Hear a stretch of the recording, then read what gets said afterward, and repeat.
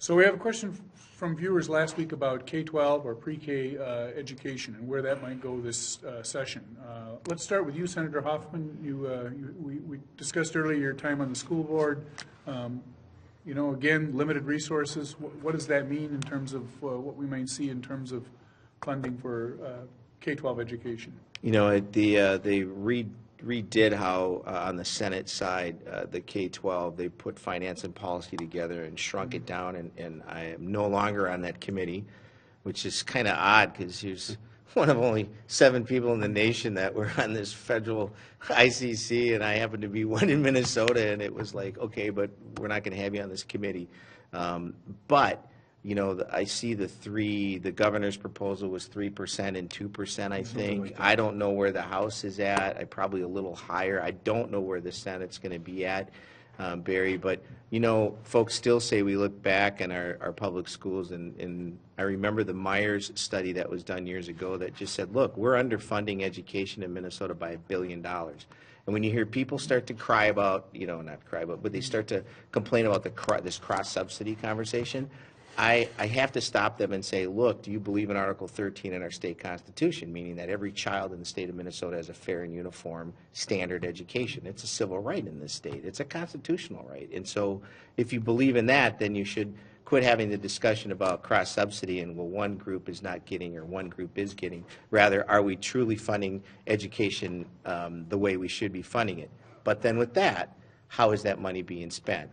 And I remember Pawlenty at the time. He wanted 65% of the money go to the school, go to the children in the school. Well, at the time in Okehennepin, 74% of all money was going directly into the classroom, and that's what, you know, Pawlenty wanted, because there were some districts that couldn't do it. Now, we understand some of the cost factors for some districts out in greater Minnesota where you got some, you know, you're driving a long way to get a kid from point A to point B.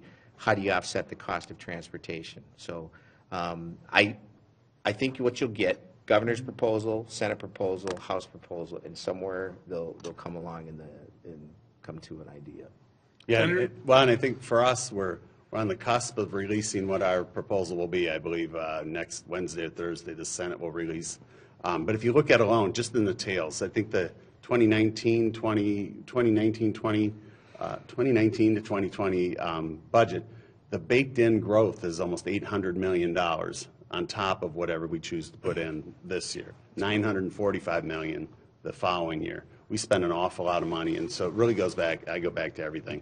What are we doing? What are we getting for the dollars that we receive? That doesn't include the local levies and the bonding referendums that have taken place. And I think our schools have a lot of pressure, but I think it's collective pressure. There's only one wallet in our community. It's the taxpayer, and they're being bombarded.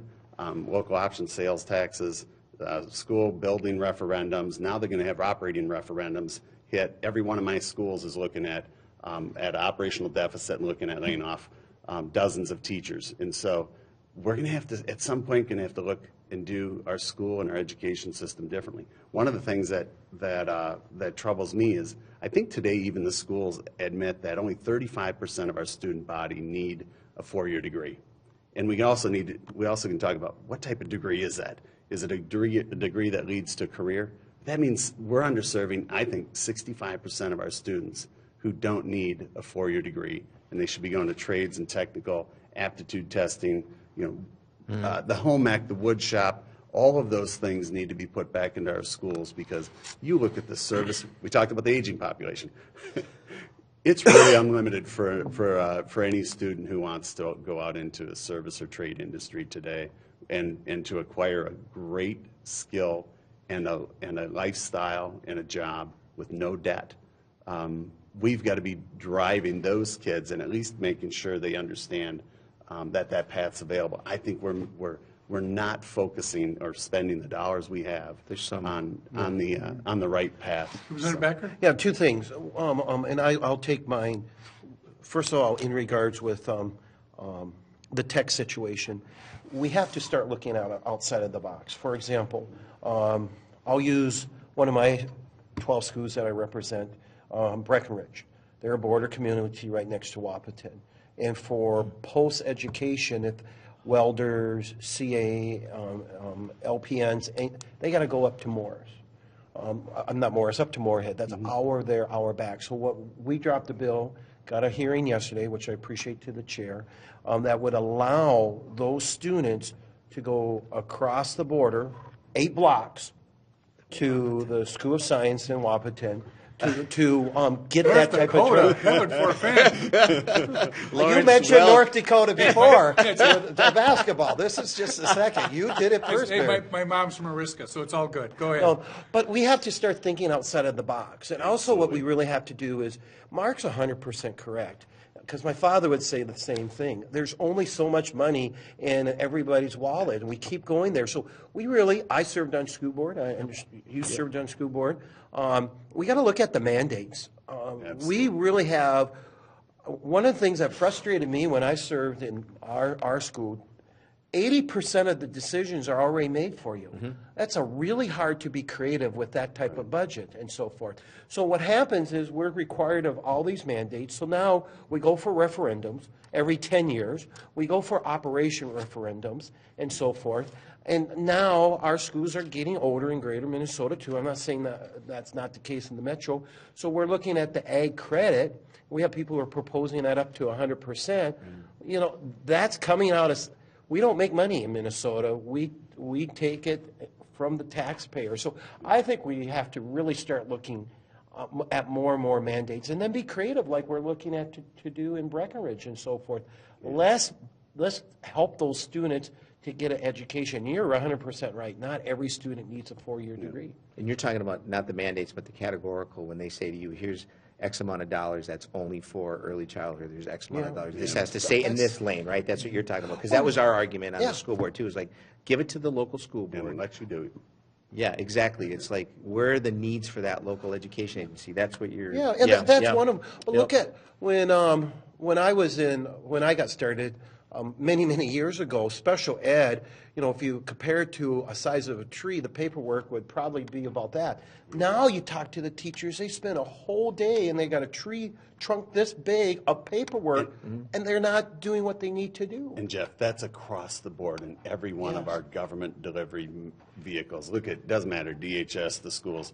Look at the paperwork where we're fueling, we're consuming resources, and it's not adding any value at all. And that's a due process, the whole issue. And I remember, and you guys had this conversation too, which was the federal, which was the state, what was our local paper every time something happened, because Special Education Services is embedded in a Supreme Court decision from 1975 that was due to a lawsuit, Mills versus D.C., right, and also Pennsylvania ARC versus the state of Pennsylvania, and it was laid in due process rights, hence this understanding of, and every time you talk about due process rights, what happens, Barry? You got a lawyer involved, right? Lawyers, Hey, judges, we're going to stay away from that. it's all downhill from there. We had that conversation off camera. so let's we agree.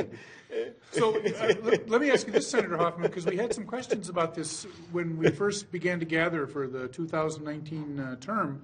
I understand there was a committee that was working on trying to address some of the issues relating to special education. I know that that's a was on particular that. area of your concern as well as yours, Representative Backer, because of your background. But let me ask you, Senator Hoffman, what happened to that committee, and is there a bill that might come out of that might give some help in these So areas? that was part of the policy committee, the education policy committee that was in the Senate, and it was Eric Pratt was the chair, and it was like our elderly, you know, when we sit in the aging and long-term care committee, we have discussion, and we complain we don't have enough time for discussion. It becomes discussion, and then there's never any posturing that goes on. This is the same thing you'd see in the policy conversation, and it was good. Senator Clausen, you know, was part of that piece too. But we spent a whole year taking testimony in the off season, or you know, whenever it is, and had some bills that were drafted, and then of course that committee ends up getting, you know, set aside. But those bills, there was like a half a dozen bills that were presented, and they're sitting in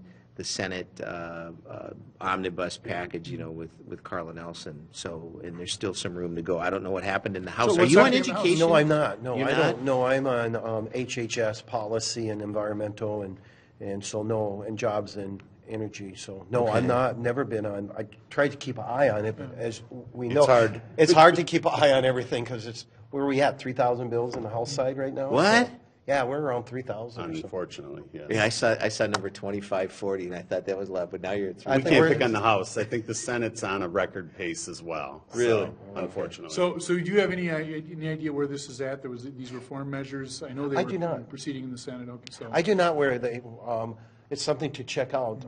Quite frankly, I was not aware of that policy committee on special ed, because you're so focused on your areas and stuff. That'd be something to check out further. And it was funny because then Chair Pratt, 2 years ago, he's like, look, if you have ideas, let's get together, bring it to us, bring the ideas. And I think there was like the New Ulm School District had a bunch of ideas, and they came, and different organizations came in front and said, and the whole time we kept saying, but we don't want to lower our rights to the children with disabilities who we should be serving because of the fact that they have a right to free public education. So there are honorable intentions in the discussion, and from that point, I know there's some bills out there, Judge, and I don't know where they're at, so. Senator Corn, any thoughts? No, I'm not on education, and again, it's tough enough to track tonight, but from Senator Hoffman's perspective, we've received updates from Senator Pratt on the work they've done, and I believe there is a whole slew of them that are in the elections, or I'm sorry, the education omnibus bill. Well, last year, we did pass some licensure reform. I mean, there was reforms that we passed and so forth, too. So we started to Yep. make it, we also, I know on the House side, of course, we want to take credit for it, I'll make it easier for people who had a degree from other states to become a teacher and so forth. So we've done, there are several things that we have done. They're just not coming to me right now. So we are moving. We don't want to sound all doom or gloom, but we do want to, as you're well aware of there, John, you want to be able to give more authority to the school boards. And that's what we have to do.